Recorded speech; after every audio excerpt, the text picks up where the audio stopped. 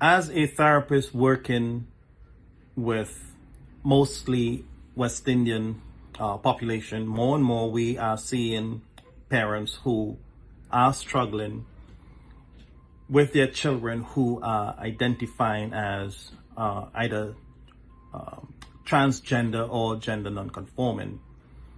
I just want to say that if your child choose to identify as transgender or gender nonconforming, one of the first thing I suggest that you do is to educate yourself. What does it mean to be transgender or gender nonconforming?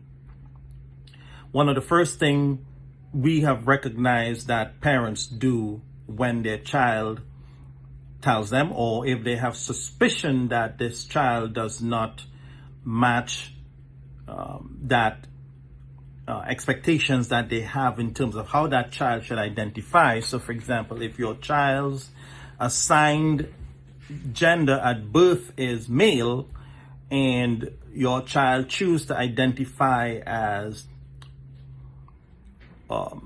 non-conforming or non-binary or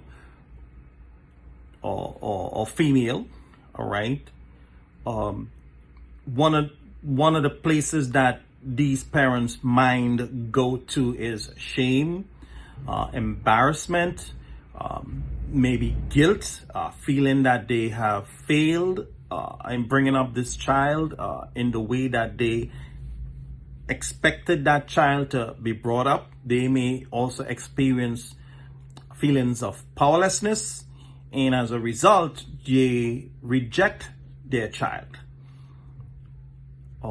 Also, as a West Indian, we are likely to use religion as the hallmark of acceptance or non-acceptance, and that puts a lot of pressure on the relationship between you and your child. I don't think that it is going to help your child who is transgender or gender nonconforming.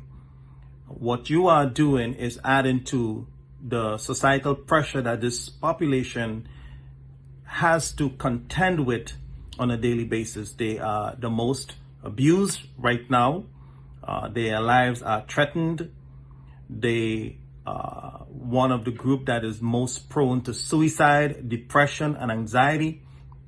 And this is what you will be aligning yourself with, thereby isolating your child. Your child is likely to experience feelings of rejection and also abandonment.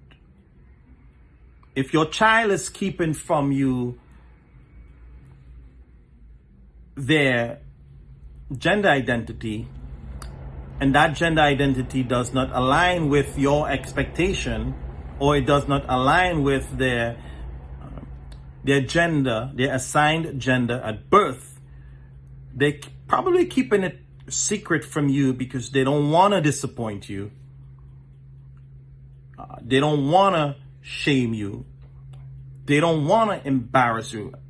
I have never met a patient or a client who said that they withheld that information from their parent because they wanted to shame the parent, they wanted to embarrass the parent, or guilt the parent.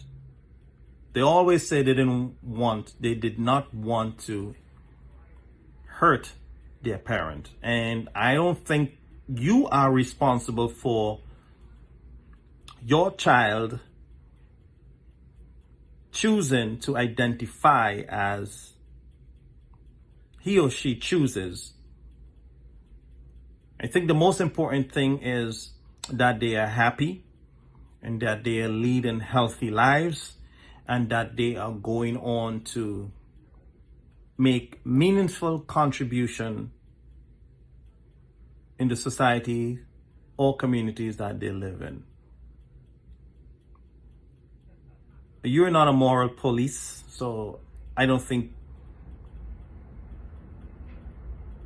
there should be any moral ground to stand on and condemn your child because they choose to identify as gender nonconforming or transgender.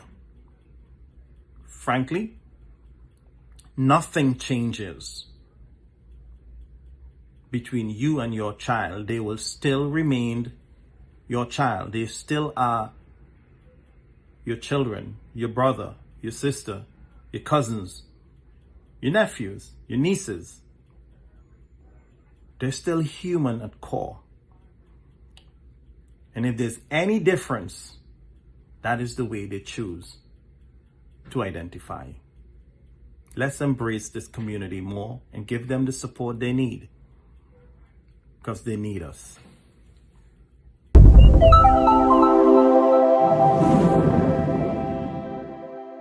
Thank you. Like, subscribe, and share these videos so that we can continue to address the disparities in mental health services within the communities we serve.